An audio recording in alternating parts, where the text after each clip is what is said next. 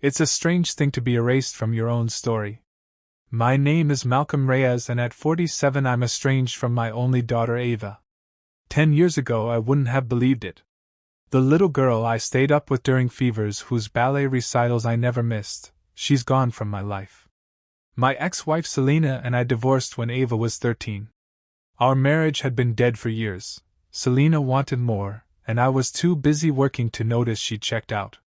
When I discovered her affair with Greg, a sleazy financial advisor, it had already been going on for months.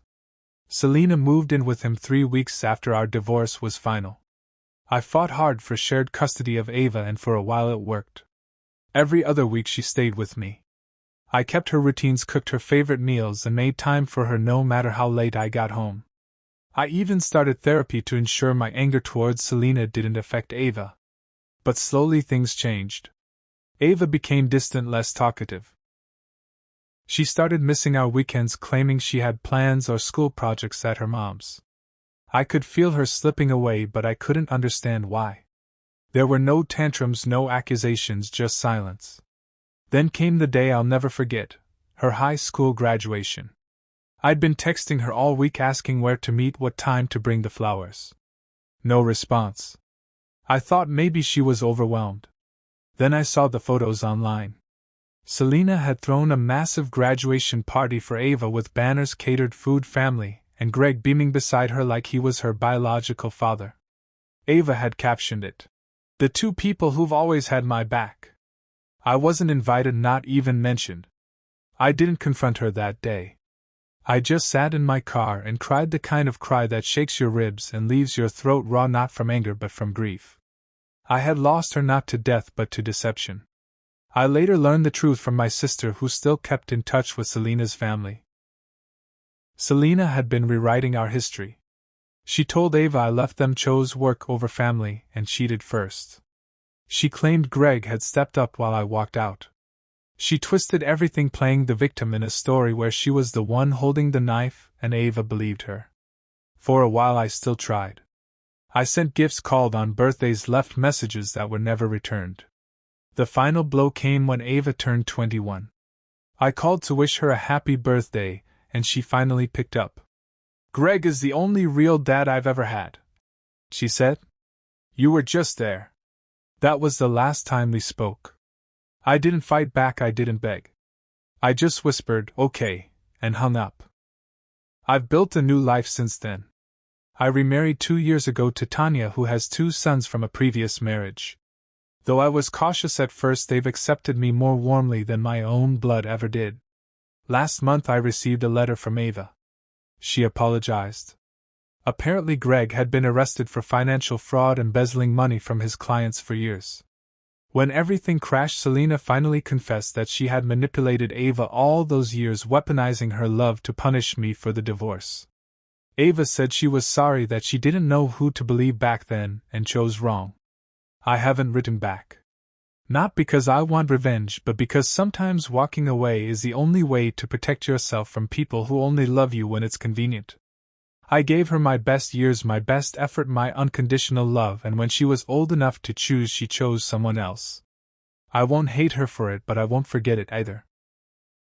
I wish I could say I was surprised by Ava's letter, but the truth is I've been waiting for something like it, just not in the way you'd expect.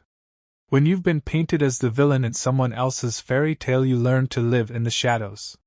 You bite your tongue through missed birthdays, unacknowledged graduations, and holidays where you're replaced in pictures by a man who knew your family for half the time you did. You grow quieter, not because you're weak, but because you realize shouting the truth into a storm won't change where the lightning strikes. Still, the letter stirred something in me. She wrote 5 pages. She started with, "Dad, if it's still okay to call you that." I stopped reading right there the first time, not out of anger, but because I needed to brace myself. That small sentence cut deeper than any of the silences before. The fact that she had to question whether she could still call me Dad told me everything. She'd spent years erasing me, and now that her illusion had shattered, Greg behind bars, Selena exposed, she was dusting off the box labeled Dad and hoping I'd still fit inside. Eventually I read the rest. She talked about how over time Greg and her mom created this version of me that was easy to hate, cold, distant, unfaithful, caring only about my job. She admitted to being confused, wanting to believe me, but overwhelmed by Selena's evidence. Old text messages taken out of context, deleted voicemails, even a fake email account supposedly proving I had moved on from them first. But what really broke her, she said, was what came after the arrest. Greg had stolen nearly $400,000 from his clients. One of them was Ava's college roommate's father. That's how she found out.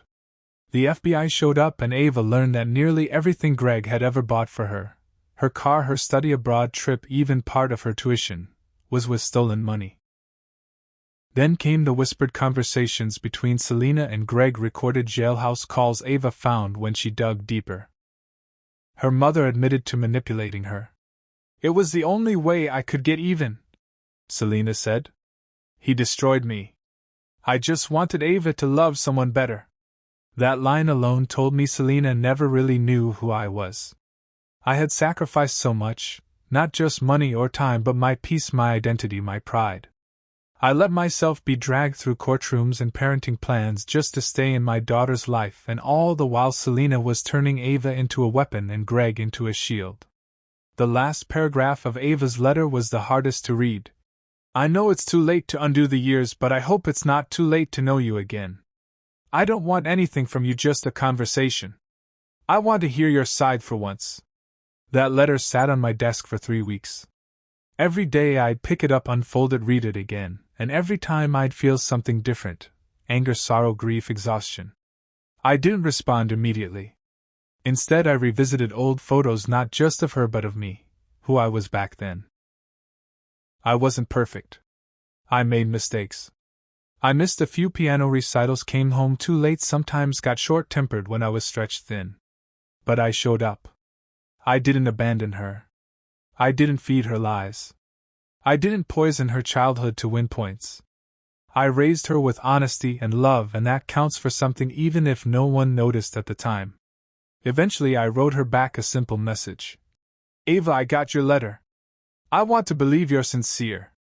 I really do.